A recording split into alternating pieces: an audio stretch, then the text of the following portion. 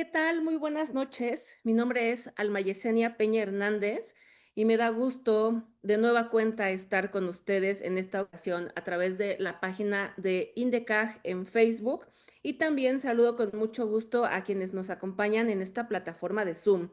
Fíjense que en esta ocasión tenemos a una invitada especial que desarrollará un tema muy interesante, nos ayudará a dar un contexto introductorio sobre un tema del cual luego desarrollaremos un curso y que más adelante les contaremos.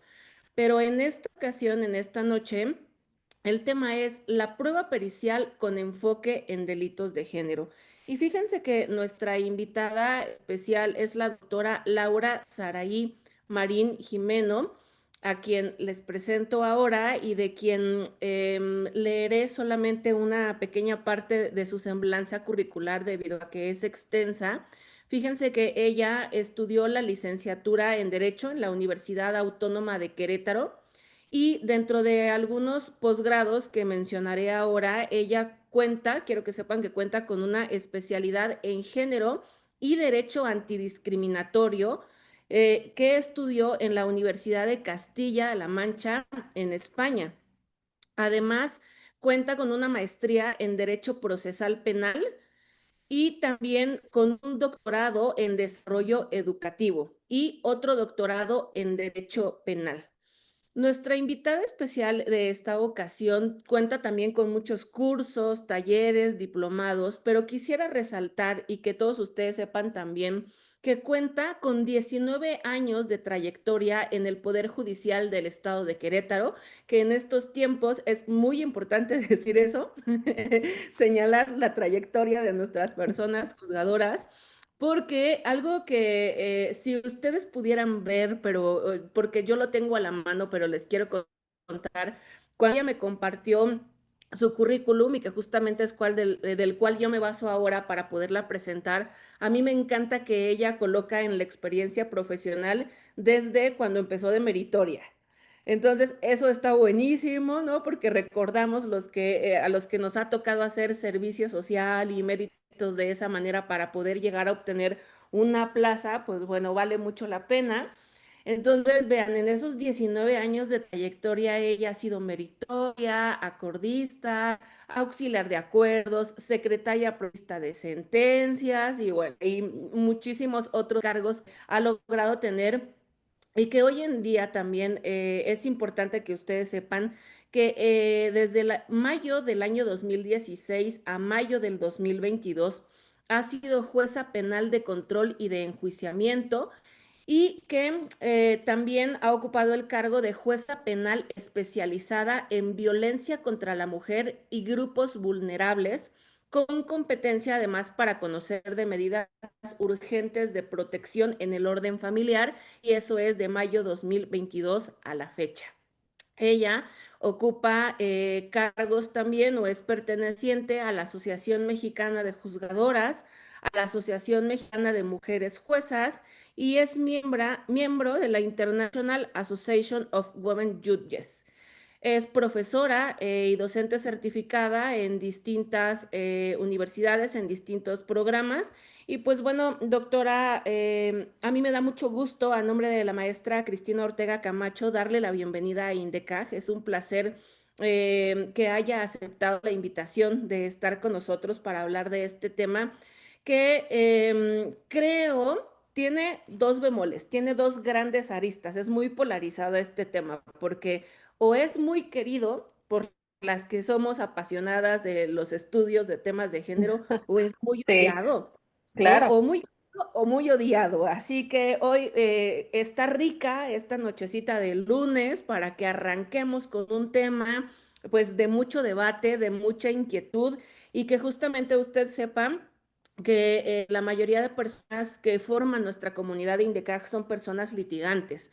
En ese sentido, pues interesa mucho para nuestro auditorio escuchar sobre todo, además de una persona experta en el ámbito académico como lo es usted, que se ha preparado mucho en este tema, pues también la óptica como juzgadora.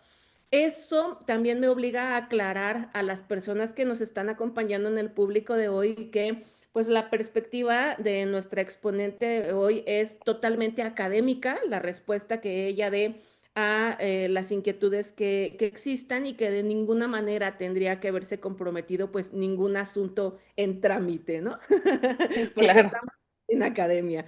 Y que comentarios o preguntas que ustedes deseen hacer tanto en Facebook Live como en Zoom, por supuesto que las pueden escribir y con todo gusto yo aquí voy parafraseando y voy replanteando las inquietudes que ustedes tengan para la doctora. Así que bienvenida, qué placer escucharla. No, pues al contrario, muy buenas noches, Yesenia, la verdad muy contenta de estar aquí. Pues te agradezco mucho que me acompañes hoy en este live, en esta charla, y pues también extiéndele mi agradecimiento a la rectora de INDECAJ, a la maestra Cristina Ortega, pues también la invitación. Y además, pues también saludo con mucho gusto a todas las personas que hoy nos acompañan aquí en la charla. Veo que ya hay bastantes personas conectadas y la verdad me da mucho gusto, cerca de 50, sobre todo como lo acabas de comentar, Yesenia, con un tema que o gusta o no gusta.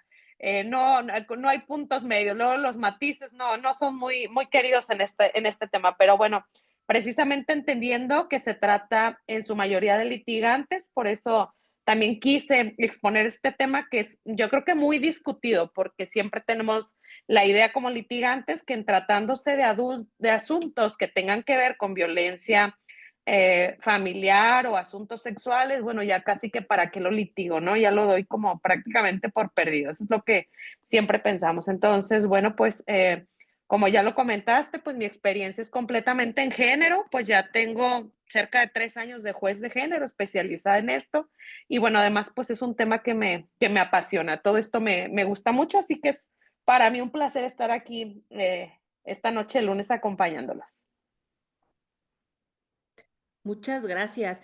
Y es que en efecto, pareciera ser, o al menos yo comparto a usted, doctora, algunas de las preguntas o comentarios que he visto en otras ocasiones cuando hemos planteado temas similares en Indecajo, incluso en otros foros, a donde mucha de la inconformidad, por ejemplo, de quienes se desempeñan como defensoras o defensores en este tipo de asuntos, por ejemplo, en sexuales, por ejemplo, en feminicidios, ¿no? En ese tipo de violencias, em, creen que creo que es como un mito, ahora usted nos lo desmiente. Uno, por ejemplo, que bastara solamente el dicho de la víctima para que con eso ya se obtengan sentencias.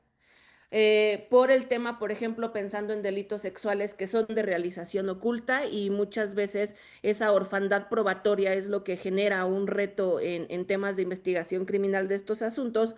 O el otro, que justamente yéndonos al tema de testimonio único de las víctimas, pues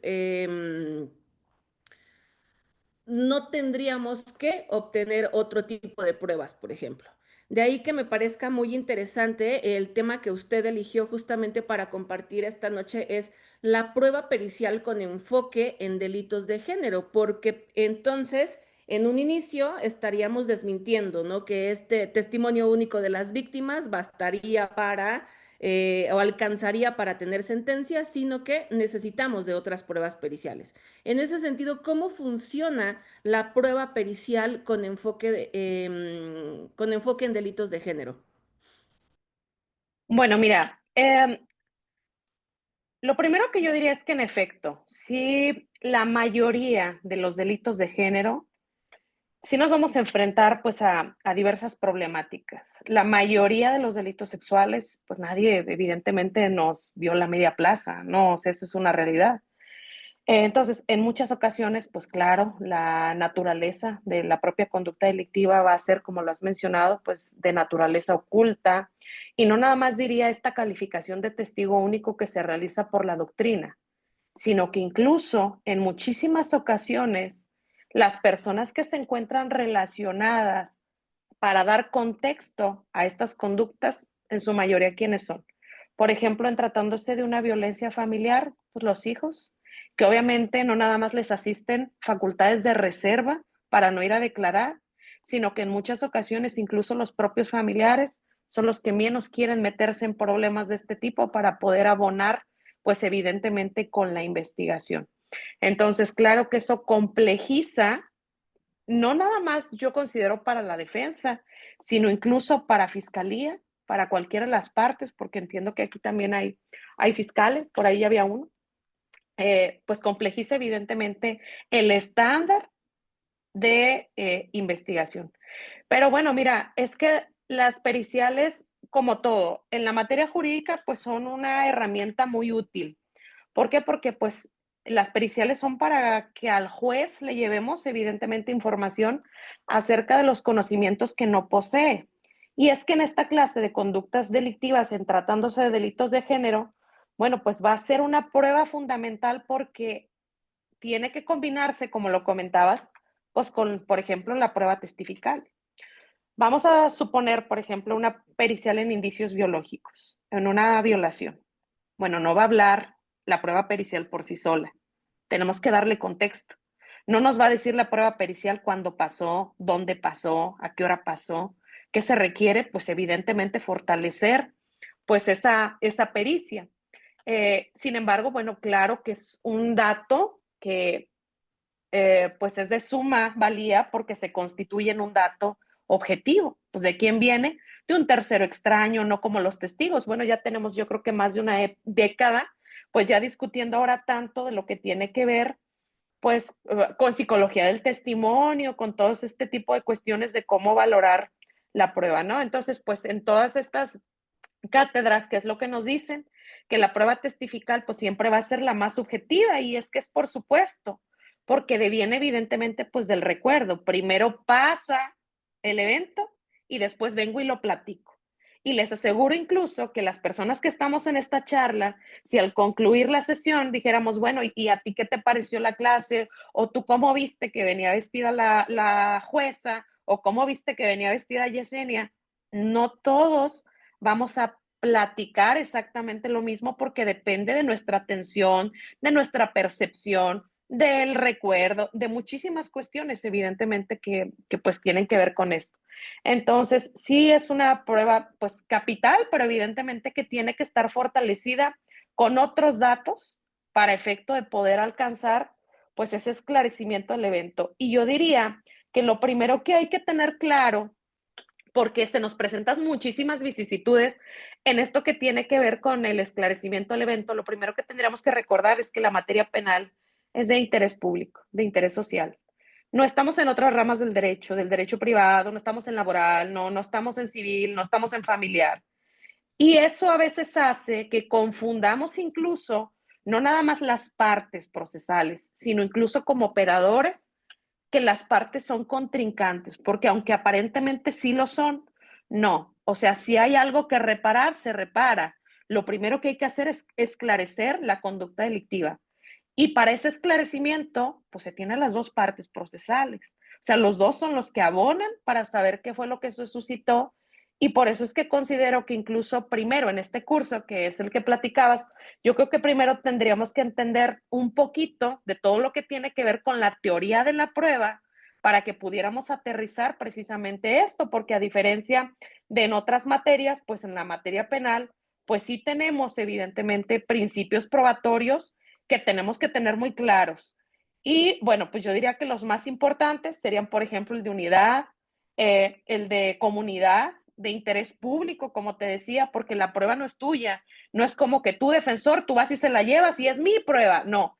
O sea, la materia penal ve un enfoque que tiene que ver con un interés público para esclarecer la controversia. Incluso la prueba de la fiscalía no es prueba de la fiscalía, aunque aparentemente siempre va a estar comprometida con la parte que lo ofrece, no es así. El objetivo es esclarecer, evidentemente, la controversia. Y es que eso da juego, Yesenio, para muchísimas cosas, porque lo primero que nos dicen, por ejemplo, cuando queremos ofertar, no sé, lo que siempre nos pasa, ¿no? Ya le practicaron una pericial psicológica a una víctima, por ejemplo, de una violencia familiar o de una violación. Pero bueno, pues obviamente se da esa pericial psicológica cuando todavía no hay defensor, cuando estamos en una fase bien pronta de investigación inicial y entonces vienes tú y dices, oye, ¿no sabes qué? Pues quiero ofertar evidentemente una y es la primera resistencia que nos ponen porque pues el Código Nacional dice, ¿sabes qué? Agárrate tu equipo interdisciplinario para efecto de no revictimizar. Y la mayoría de los criterios jurídicos que emitió la Corte, algunas tesis, al final voy a darles, por ejemplo, los números, ¿qué es lo que nos dicen? No, sí está bien que el juez te la niegue, porque sabes que el derecho de defensa lo puede hacer valer a través de otros datos periféricos. ¿Sabes qué? Si ponte a investigar, es más, puedes preguntarle directamente al perito. No revictimices a la víctima.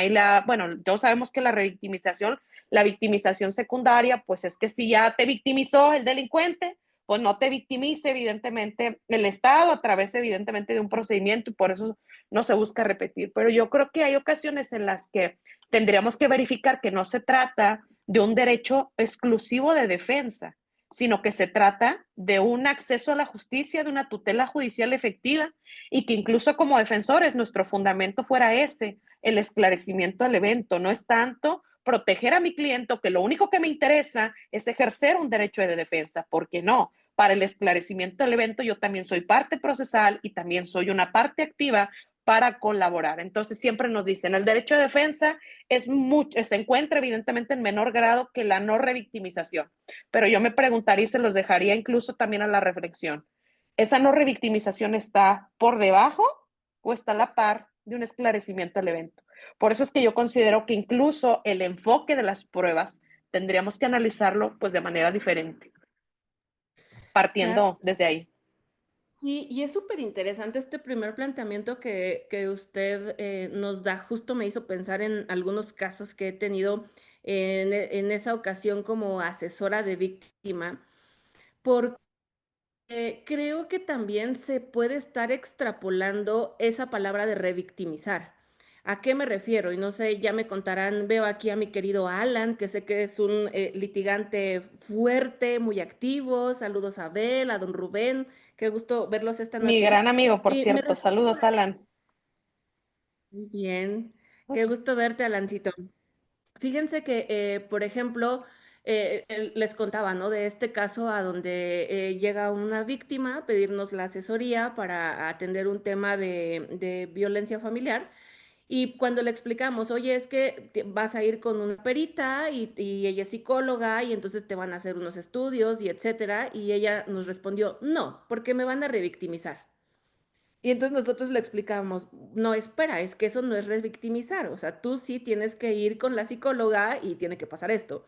Y luego en otra ocasión también a una víctima que tenía que testificar en juicio y cuando le explicamos la práctica, ¿no? De, oye, mira, va a pasar esto en audiencia y te vas a subir por allá y etcétera. Y también la respuesta fue, no, porque me van a revictimizar. Entonces es como, a ver, wow, wow, wow, vamos a calmarnos, dicen ahora, porque revictimizar no es cualquier cosa, ¿no? O sea, no cualquier acto interno dentro de este proceso se puede denominar revictimizar por el mero hecho de tener una interacción con las víctimas.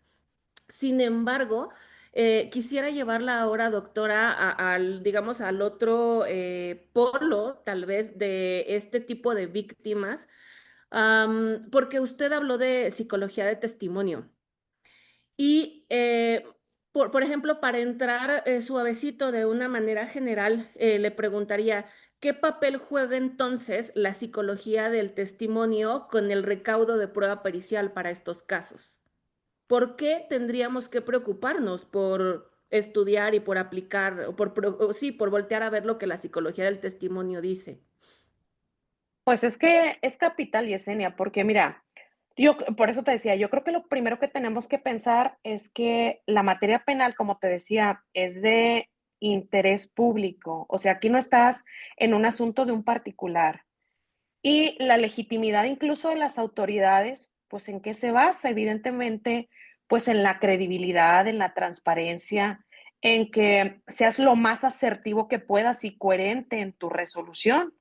Obviamente para hacerlo y para dar confianza y legitimidad y para que entonces los litigantes no piensen esto, que con lo que empezamos la charla, decir, o sea, es que ya perdí, lo primero que va a pensar el litigante es que va a razonar la prueba en sentido, evidentemente, cargado hacia la víctima. Que a mí ya ni siquiera me gusta llamarlo preponderante porque ya la preponderancia ya no existe, ya no tenemos pruebas tasadas, aquí estamos en una libertad, ya no hay pruebas plenas, nada, tú resuelves. Y claro, o sea, para dirimir, bueno, dirimir la verdad, pues en los procesos es una fuente apremiante, como te decía, de confianza, de legitimidad. En cuanto más nos acercamos como tribunal a la probabilidad de la verdad, pues mejores van a ser pues nuestros resultados de justicia a la mirada ciudadana. Si el juez es incoherente, si el juez no razona la prueba con todas estas cuestiones de sensibilización, de acopio, de todo lo que hemos, pues todo lo que nos habla de la psicología de testimonio, que bueno, pues en otra clase lo podremos ver.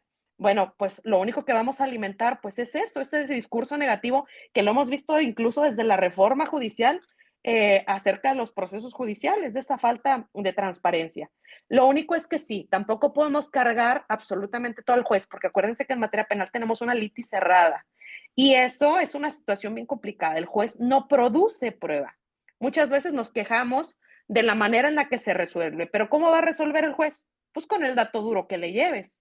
Y entonces, si como litigante, bueno, careces evidentemente de conocimientos en dogmática penal, si no estás empapado evidentemente para desglosar en teoría del delito una conducta delictiva, si tu planteamiento del caso es deficiente, pues tu investigación y los frutos de tu investigación pues van a ser igual de deficientes. Entonces, a mí, por ejemplo, en este tema de juzgar con perspectiva de género, bueno, pues ya sabemos que es una obligación, que tenemos, por ejemplo, un método y que nos establece la Corte cuáles son los pasos para ese juzgamiento, ¿no? Que son múltiples. Y nos dice incluso, oye, ¿sabes qué?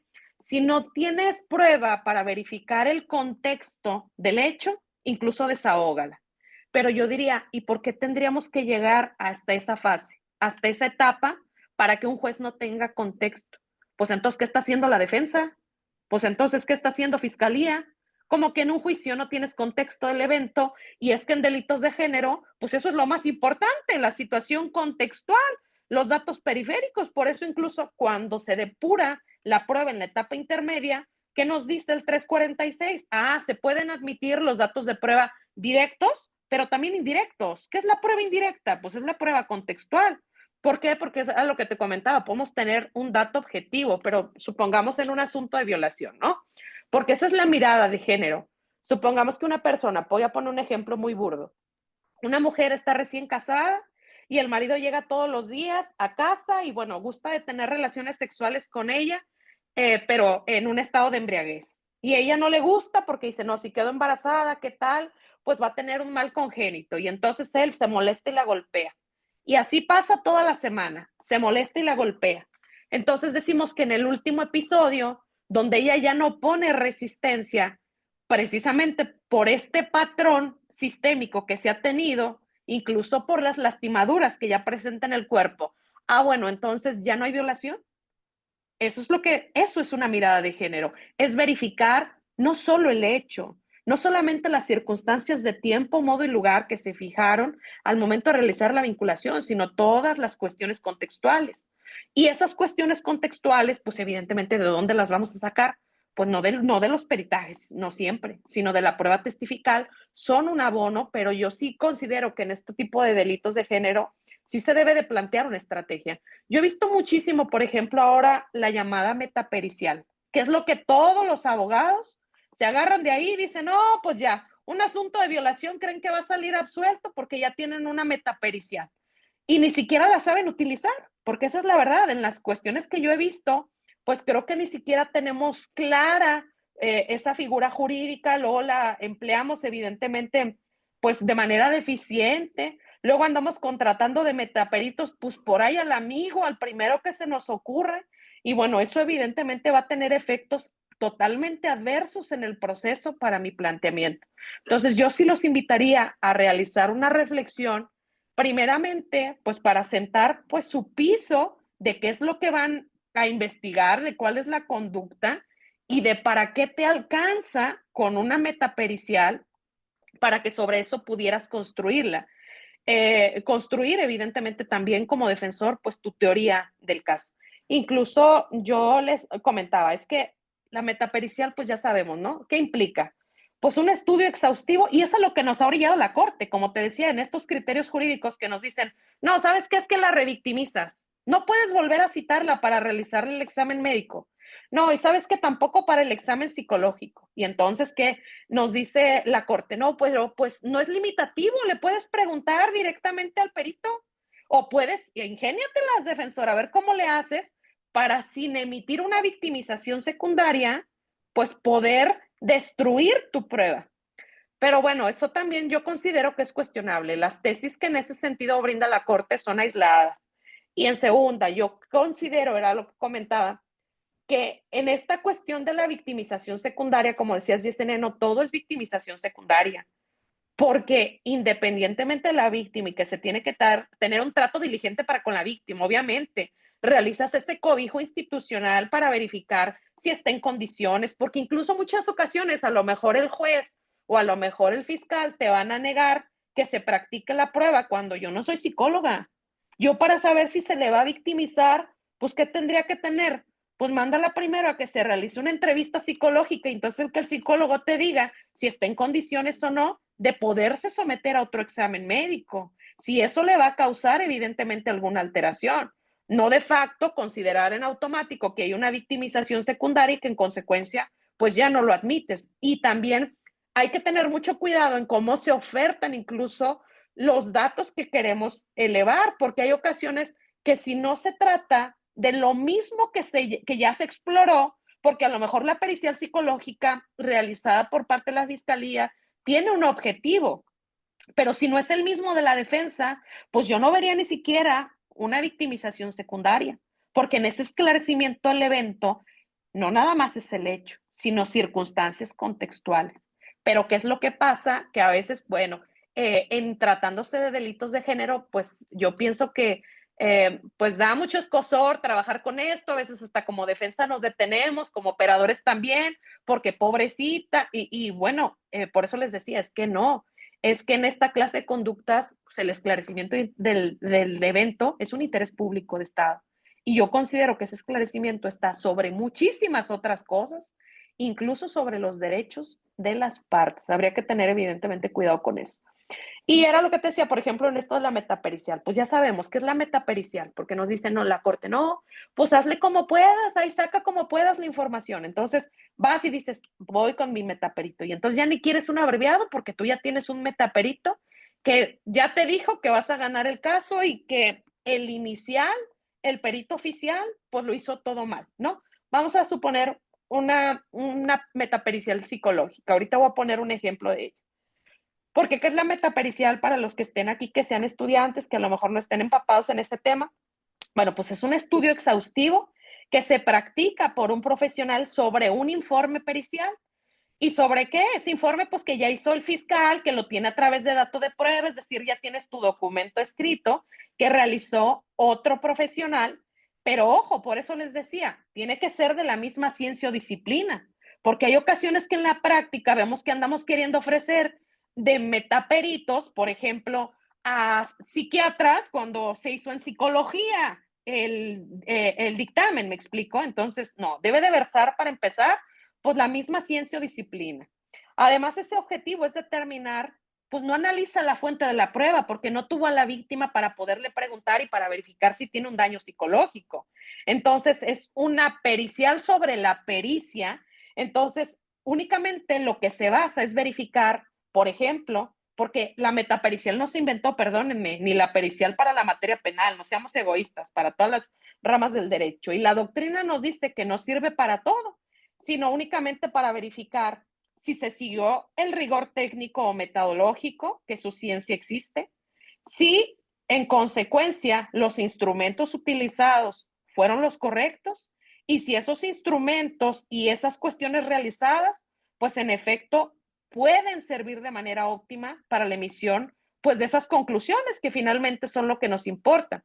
Pero hay ocasiones que los metaperitos, pues también, yo por eso siempre que doy pláticas a peritos en psicología, porque en el Poder Judicial en el que pertenezco capacito peritos, yo les digo, bueno, es que luego los psicólogos son los que más gordos me caen, porque esos se quieren ir hasta la cocina, invaden cuestiones de competencia para decir, no, es que sí es el responsable, no, es que él no fue, no, pues entonces ya, ¿qué hago aquí? Pues deja, ya me bajo, pero pues estamos deconstruidos evidentemente en un proceso penal acusatorio que dice la Constitución tiene principios y pues aquí no hay pruebas de verdad. Qué fácil sería para el juez que lo mandes con un perito y diga al perito, no, sí es cierto, no, sí es cierto, pues ya me ahorro el procedimiento, pero no es así. En consecuencia, pues también yo creo que habría que estudiar, echarle un poquito de coco a lo que tiene que ver con la metapericial y cuáles son sus alcances, porque hay ocasiones que se extralimita el metaperito y hay ocasiones que creemos que con eso vamos a tener un resultado positivo cuando ni siquiera es en lo que puede peritar. En consecuencia, bueno, pues también yo dejaría este tema a la reflexión e incluso por todos los problemas, pues que eso genera. Porque como decía, bueno, es que en cuanto a los problemas, como les decía, debe de versar de la misma materia. ¿Qué supone un pronunciamiento de un profesional que está orientado a evaluar y eventualmente descalificar el trabajo de otro? Y esto en consecuencia, ¿qué supone? Que tienes que tener pues un conocimiento como metaperito en tu metainforme, como le gusten llamar, pues un conocimiento profundo del tema, de ese perito que está realizando esa evaluación. Entonces debes de contar con las credenciales que en efecto pues avalen tu pericia. Por eso les decía que en ocasiones incluso pues contratamos como litigantes a metaperitos que no cuentan con esa solidez profesional y que en consecuencia, bueno, pues qué tanta credibilidad le va a dar el juzgador pues a una persona que no tiene esa solidez, que le preguntas, oye, y no sé, preguntas, no sé, para contextualizar su labor, ¿no? ¿Cuántas periciales has realizado? No, pues la primera. No, pues yo sé que desde que tienes cédula o título, pues puedes hacerlo, pero evidentemente un metaperito tendría que tener la solidez para realizar una crítica. Y hay ocasiones que no nos fijamos en esa solidez y llevamos al amigo, al vecino que nos cobra más barato y evidentemente el resultado, pues no va a ser positivo. Esa también sería mi comentario. Re bueno, ya me estoy emocionando cada vez más, al igual que los planteamientos que están haciendo ahora en Zoom, que de poco en poco los iré parafraseando para la doctora Laura. Pero justamente eso me ha llamado mucho la atención en periciales en psicología que he notado particularmente en alguna fiscalía de México, que no diré cuál, pero me llama mucho la atención que, o sea, yo le contaba a los alumnos en clase, bueno, de los casos que ustedes tengan de carpetas de investigación, pónganlas sobre el escritorio y de verdad tómenlas y van a ver que lamentablemente son de machote las periciales. Y a mí me llama mucho la atención que dicen, por ejemplo, nos ponen una hora de inicio, ¿no? De la sesión, ejemplo, Ujú. 8 de la noche. Me encuentro platicando con Laura Marín de tantos años, esta parte introductoria. De pronto las psicólogas dicen, no se puede establecer rapport. Luego nos copian y pegan metodología, bibliografía, etcétera, y concluyen, por ejemplo, doctora, concluyen además 8:30, o sea, media hora, 20 minutos, 15 minutos de pseudo contacto con la víctima, porque además está diciendo que ni siquiera hubo rapport, y por ejemplo, concluyen, es víctima de violación. ¡Hala! O sea, ¿cómo arribaron? Que justamente me hizo recordar eso, ¿no? O sea, ¿cómo arriban a esa conclusión? Si de entrada están diciendo que ni rapport hubo. O sea, si no hay rapport, ¿cómo nos dimos ese saltote? Y además, en 15 minutos de pericial, en 20 minutos, en media hora, o sea, es bastante preocupante este tipo de intervenciones de parte de personas peritas en fiscalías y que justo quiero compartir una pregunta que alguna ocasión me hicieron, doctora, para que me ayude a responderla porque creo que tiene mucho que ver con este tema. Justamente es un perito de fiscalía y me dice, por ejemplo, yo ahora se la plantearía así, yo soy la perita. Oiga, doctora Laura, fíjese que estoy muy preocupado porque yo rendí una pericial de un delito sexual a la MP y me lo regresó. Y entonces cuando me regresa y me da de nueva cuenta el oficio para que yo de nuevamente actúe cuando me hace la solicitud de intervención, ahora me ponen negritas y le pido que lo haga con perspectiva de género.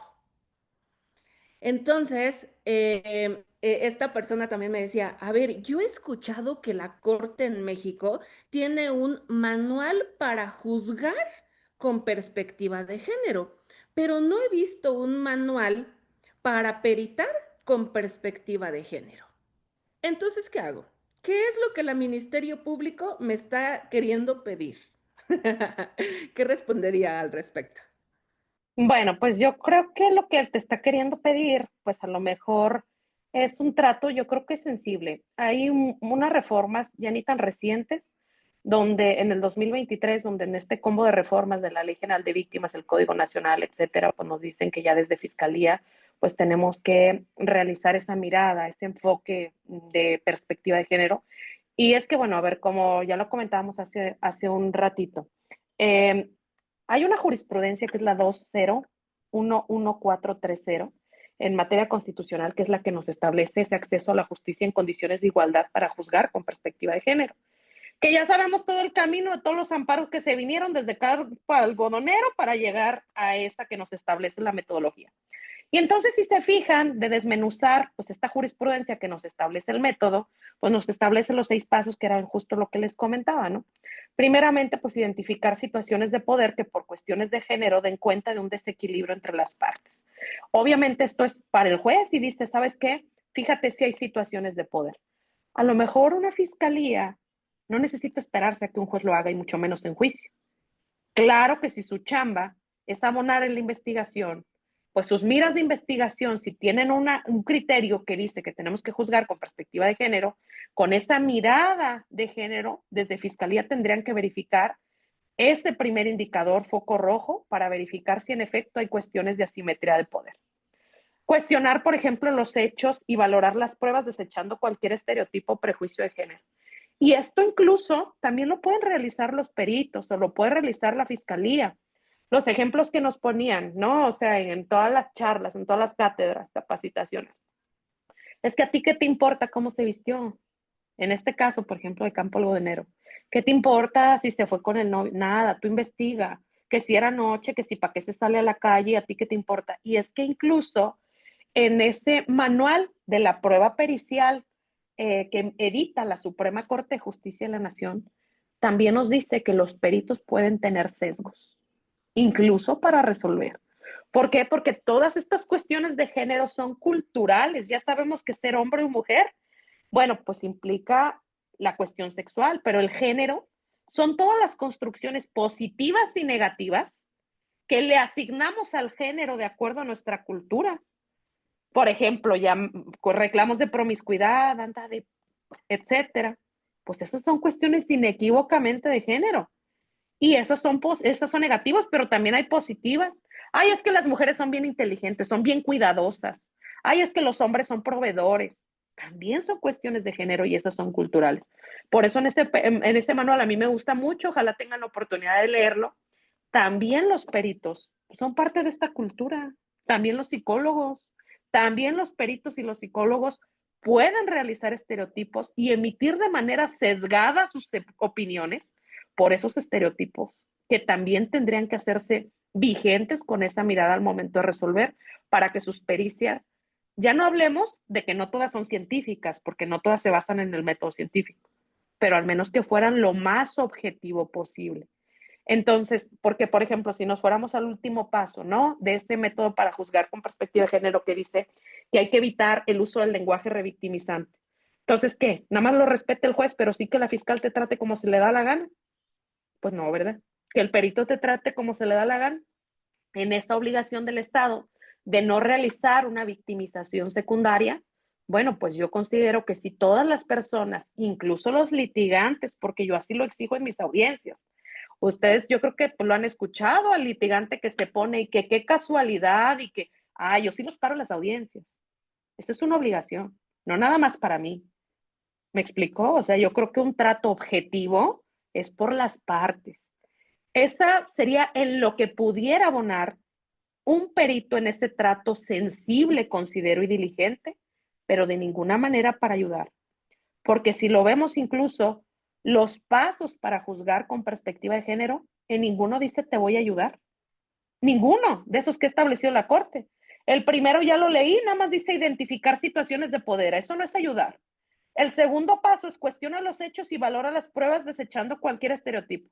¿A ti qué te importa si tú, Laura, no sé, eres consistente o no, no sé, con la comunidad LGTB? Tú al momento de resolver, a ti, tú no actúas en prolongación de Laura. Tú eres una autoridad de Estado que haces una función de Estado donde tienes que respetar pues, los derechos fundamentales de todas las personas, los derechos humanos. Tampoco eso es ayudar. Si el material probatorio, que es el tercer paso, no resulta suficiente para aclarar esa situación de violencia o de vulnerabilidad o discriminación, ordenar las pruebas. Pero eso les decía, es sumamente delicado. Pónganse a reflexionarlo. Pues eso quiere decir que la defensa no hizo su trabajo, ¿qué? ¿Cómo vas a llegar a un juicio si te importa el contexto, no probándolo? Pues, ¿qué estás haciendo? Igual fiscalía, ¿por qué tendríamos que delegar esa cuestión al juez cuando, bueno, pues si la contextualización es importante, llévasela? Porque aparte, miren, yo en esto me pongo a reflexionar. Entonces nos dice, ¿sabes qué? Si el material no es suficiente para aclarar esa situación, no del hecho, sino del contexto, ordena las pruebas necesarias. Yo me pongo a pensar y los invito a sentarse aquí en mi silla. ¿Qué ordenan? ¿A quién? ¿A quién traigo? ¿Y quién desahoga la prueba? ¿Yo? Yo le pregunto. Ahora, si la prueba emergiera alguna información que fuera adversa para las partes, ¿ya no la considero? Que tenga que ver con el hecho, porque entonces el testigo se fue como hilo de media. Porque incluso las objeciones, reflexiónenlo. Las objeciones, ¿por qué se formulan antes de que la parte conteste la pregunta en interrogatorio? Porque ya se dio la información a juicio, ¿de dónde la borro? ¿De la audiencia o cómo me la llevo? Entonces, por eso también en esta situación sería muy delicado delegarle al juez las cargas, porque nos quejamos cómo resuelven, pero sería muy delicado delegarle al juez las cargas contextuales si son motivo de interés de la parte procesal. Si hay una cuestión asimétrica, pues son ustedes quienes los tienen que llevar. Esa sería mi opinión. Y es que con esto de la metapericial, hablando de juicio, y es que miren, por ejemplo, les digo, el juez lo va a ordenar. Para que ordene porque no las vio, pues ya tuvo que haber concluido el debate, ¿no? Pues ya tuvo que haber desahogado toda la prueba y decir, no, no las vi. ¿Suspendo el juicio? Porque se puede hasta por 10 días. ¿O cómo le hago? ¿Y a quién consigo? No, es que los delitos de género, sí, podemos pensar, ya lo perdí, pero no sé si por ya lo perdí no lo trabajan. Pero yo creo que habría que empaparse de todo lo que tiene que ver con la doctrina, tanto de la prueba, de teoría de la prueba, porque es lo que les digo. Hay ocasiones que nosotros como defensor decimos, no es mi prueba, no, no es tuya. Por eso les decía esto de la cuestión de la unidad y la mancomunidad de la prueba. Es que cuando tú le ingresas, tú lo ofreces, es parte del proceso para esclarecer el evento. ¿Me explico? Entonces, si no tenemos claro ni siquiera la naturaleza de mi proceso, la naturaleza de mi delito, qué quiero ofertar y qué voy a desvirtuar y cuáles son los alcances doctrinarios, por ejemplo, de una metapericial, que en efecto es una revictimización y qué no lo es, qué abarca un derecho de defensa y qué no, porque eso es con lo que la Corte en sus tesis aisladas dice, no te preocupes, tu derecho de defensa no se veda. Pregúntale, ¿cuándo? ¿En juicio? Es una situación muy complicada, pero entonces ahí, pues motivo de recursos y hay que ejercerlos, porque el derecho es una ciencia social y la única forma de construirlo, el camino es andándolo, tanto para los operadores como para las partes, porque nada está escrito, pero hay cuestiones que yo creo que sí tendríamos que reflexionar, incluso la metapericial. Yo creo que no nada más presenta los problemas que les estoy comentando, sino incluso presenta problemas en el desahogo. A ver, ¿qué es la metapericial? Ya dijimos que es atacar lo que otra persona dijo, otro perito dijo. Que claro, necesita hacer más chicles porque si no, ¿qué estás haciendo el ridículo en una audiencia, verdad? No lleven a cualquiera de metaperito, eso reflexionenlo, no lleven a cualquiera. Dos, bueno, a ver, si viene a discutir lo que el otro perito dijo, dato de prueba, ya sabemos que es la referencia, pero el dictamen no me lo van a incorporar a juicio. ¿Qué me incorporan en juicio? El interrogatorio del perito, pues no, ya ha dicho la corte que se tiene que venir a defender para que el juez te crea Ven y expone, pues, ¿qué método aplicaste? ¿Qué tomaste en cuenta? ¿Qué pruebas proyectivas le hiciste? ¿Cómo la viste? Para que en consecuencia, pues, hayas emitido esa opinión y yo te crea. Ven y justifícamelo. Yo cuando eso es lo que les comento hace poquito, y ya llevo 3 4 años dándole clases a peritos, me dicen: "Es que, ¿por qué tengo que ir a juicio?". No, es que en materia penal así es. O sea, me dicen: "Pero si ya lo emití". No, pues es que tu emisión escrita no me sirve para nada. Te vas a tener que ir a defender a juicio, porque al juez si sabe se le nota, si no sabe se le nota, pero el perito también. Y ve y sométete a ese control horizontal para que pueda creerte el juez que en efecto tus hipótesis, tus premisas y tus resultados son fiables. ¿Me explicó? Pero entonces por eso es lo que a mí en la práctica luego me ha llegado a suceder, que como el metaperito se ofrece y se desahoga desde la fase de investigación inicial o complementaria, llegamos al juicio y ¿qué es lo que pasa? Que no saben qué dijo ahí el perito oficial, porque una cosa es su dictamen, otra cosa es la destreza con la que las partes del litigio hayan extraído la información en el juicio. No sé si me explico. Y donde ahí no le preguntan cosas de las que viene a hablarme el metaperito. Si yo no conozco la pericial escrita, ¿de qué me sirve si no estamos hablando de lo mismo? Si esa información no emergió, o peor tantito, supongamos que sea una pericial que no es tan relevante para la teoría de la fiscalía y hasta se desiste de ella y tú te quedas con tu metaperito con el que no negociaste una abreviada, que no me sirve para nada. Y ahora aparte, por eso es lo que les digo, también tendríamos que ser muy analíticos, no solamente en ofrecer una pericial, una metapericial de personas que tengan las credenciales, sino no dejar sola esa metapericial, porque, por ejemplo, me ha pasado en juicios. No, no, pues es que no tiene daño psicológico. Dice el metaperito que no tiene daño psicológico. ¿Por qué? No, pues es que el perito oficial nada más le hizo 3 pruebas. Y yo digo que se tienen que hacer 10 para tener un resultado objetivo. Y esas 3 ni siquiera son las que se deben de hacer. Son, mira, que el test bajo la lluvia, que la prueba de Rosenberg, las que se nos ocurra. Sí, pues sí, es que se quedó corto. Y por eso sus conclusiones no son objetivas. Y entonces viene la fiscalía a rehabilitarlo. Oye, ¿y dónde dice que esas 3 no pueden dar ese resultado objetivo que lo dan tus 10? ¿Dónde está el manual? ¿Dónde está el protocolo? ¿Dónde está la tesis? ¿Dónde está la ley? Porque yo a lo mejor me siento mejor juez que muchos. A lo mejor yo me siento mejor abogado que muchos, pero para problemas dogmáticos, pues allá está la academia.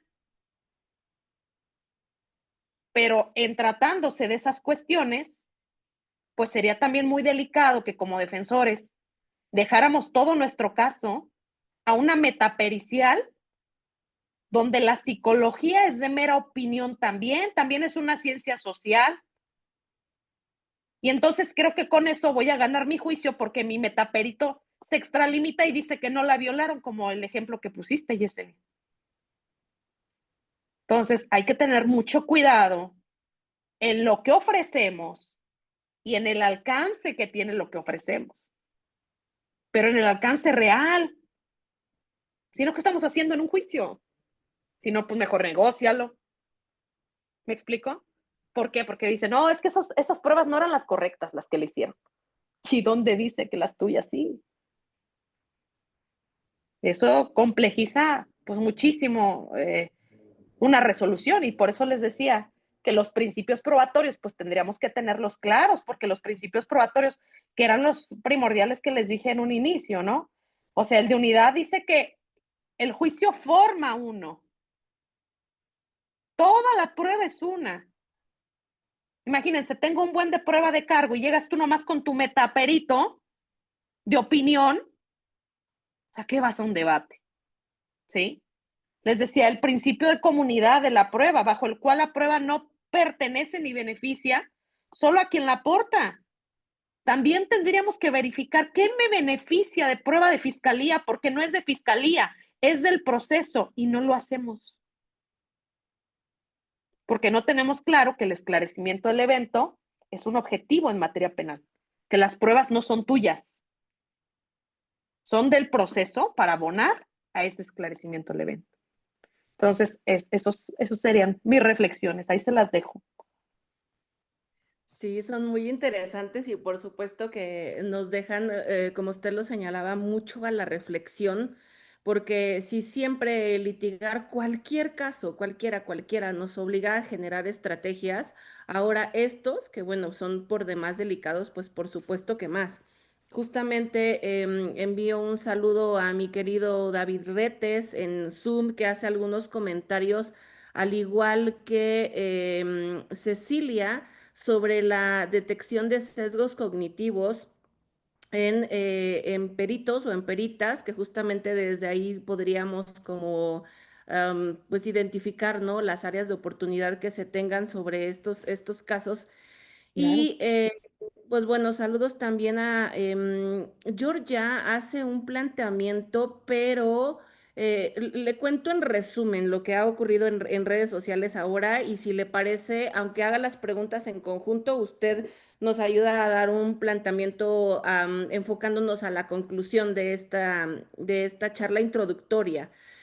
Por ejemplo, Georgia hace un planteamiento muy particular de un caso y además saludos hasta Panamá, Georgia, pero básicamente, a pesar de todo el que nos comparta este caso, Georgia, su pregunta final y específica es, ¿qué opinaría usted de la reinserción social en personas sentenciadas para delitos sexuales? O sea, entiendo que más o menos va, aunque no lo plantea así, pero parafraseo como de si es posible lograr reinserción de un sentenciado por un delito sexual. David y Ceci que hacen comentarios sobre las cuestiones de sesgos cognitivos en las personas peritas. Y Liliana y Beth que nos pregunta a dónde puede visualizar el manual que usted comentó o algún otro instrumento de guía para estas cuestiones de prueba pericial. Es Am, público, está en la Corte, hay que buscarlo en Google, así se llama, Manual de Prueba Pericial, y lo edita la Suprema Corte de Justicia de la Nación, incluso Carmen Vázquez. Sí, gracias. Y la otra pregunta que hace Gustavo Aguilar es sobre cómo se observaría la perspectiva de género en materia fiscal o administrativa, también tendiente a pruebas periciales. Bien, mira, las voy a contestar de manera separada. Lo primero que tiene que ver con la reinserción, yo creo que tiene que ver todo. No podría decir si se puede reinsertar, porque eso dependerá de cada caso particular y si la persona pues pudiera tener esa área de oportunidad para poder inhibir esa clase de conductas delictivas. Pero a ver, miren, yo cuando me presentaron, si ustedes estaban atentos, dijeron que yo tengo un doctorado en educación. Y eso es porque yo creo que la educación es el arma más poderosa para cambiar el mundo. A ver, las cuestiones de género no las va a resolver la materia penal. Nosotros somos remediales. Ya te violaron, ya fuiste víctima de un feminicidio, ya fuiste una víctima de una violencia familiar y en consecuencia el Estado actúa. Pero estas cuestiones culturales de misoginia, de machismo, de cuestiones patriarcales, pues no se van a remediar con la sanción, porque yo le puedo poner a una persona 1 año de prisión y sale y ya se le quitó lo violentador. Creo que no. Eso tiene que ver con cuestiones culturales y que no son propias de México, del mundo. Lo que pensamos de la mujer en México ni siquiera es lo mismo que se piensa en países más radicales, Asia, son cuestiones culturales. Yo que soy un amante de todos estos temas que tienen que ver con cuestiones educativas, a mí me encanta la academia. Yo creo que la manera más eficaz de erradicar la violencia de género es detenerla antes de que suceda. Y la única manera de detenerla antes de que suceda es en términos educativos. La reinserción, claro que puede ser importante a través de terapias psicológicas, de todo el grueso que los códigos penales han hecho el esfuerzo, incluso sustantivos, desde la suspensión condicional, hágate a terapia, ¿me explico? Pero, pero yo creo que nosotros tenemos que ser reflexivos desde todas las trincheras.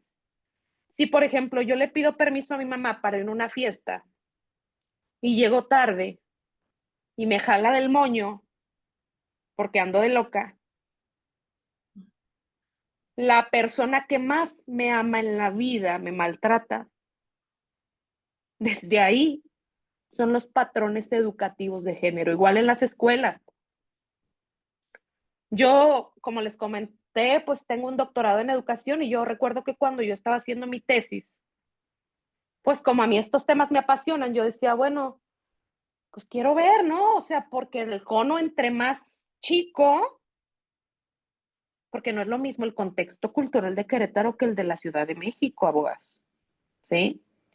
Y entre más se cierra el cono, pues hay cuestiones incluso más radicales, más arraigadas, de, más tradicionales, pues, ¿sí? Entonces yo les decía, no, pues voy a ir a la escuela porque pues yo veo que el que paga manda y la mayoría de mis víctimas que me llegan pues tienen un nivel cultural muy bajo y voy a hacer un examen y no sé qué. No les voy a platicar en qué universidad traté de aplicar mis instrumentos, pero me decían, oigan, pero de veras quiere hacer eso. Oiga, ¿y si sale que los maestros acosan a las alumnas? ¿Y qué tiene? Me explico.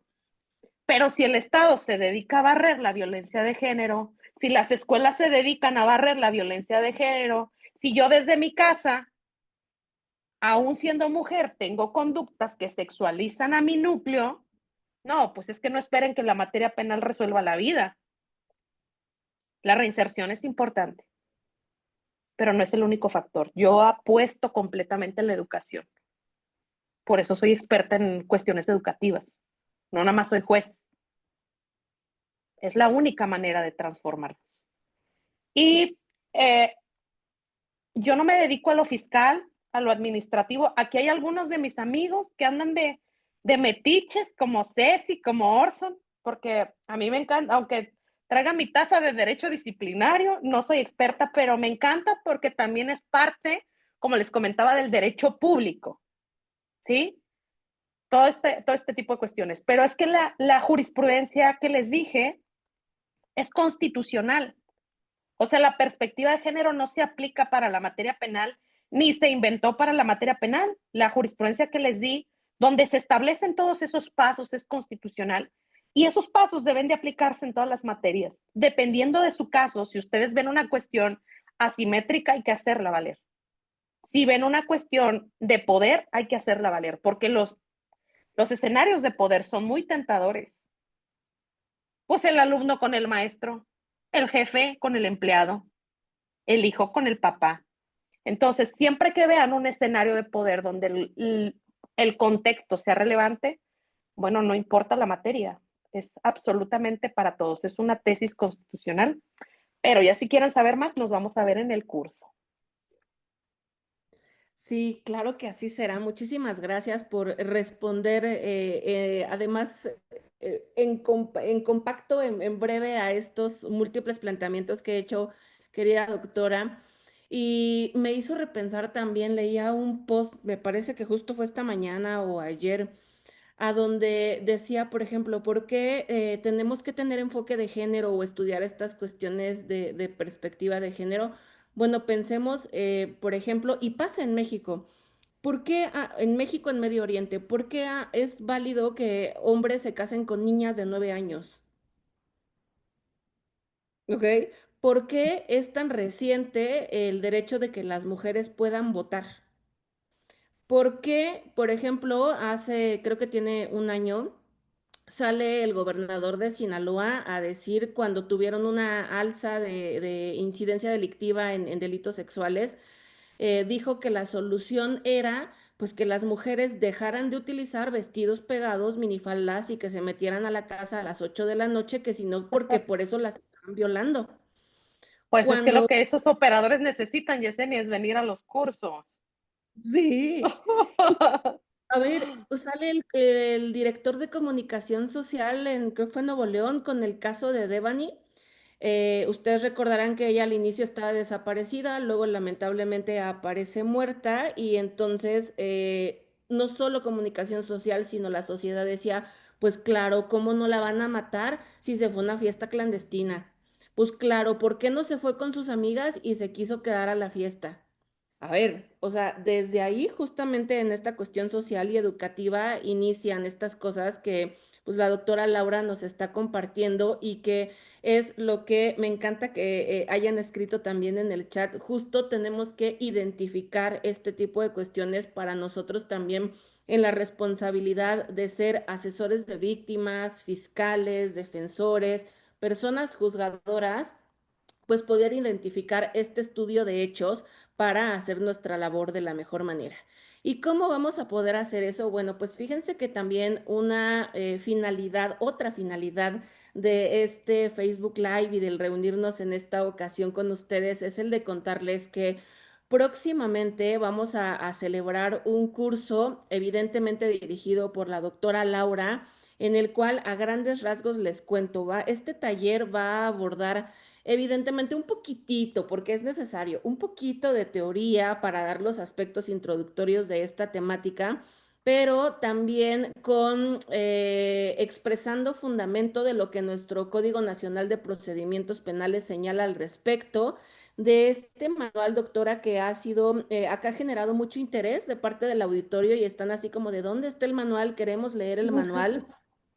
Entender también estos diferenciadores entre delitos de género y lo que implica el juzgamiento con perspectiva de género.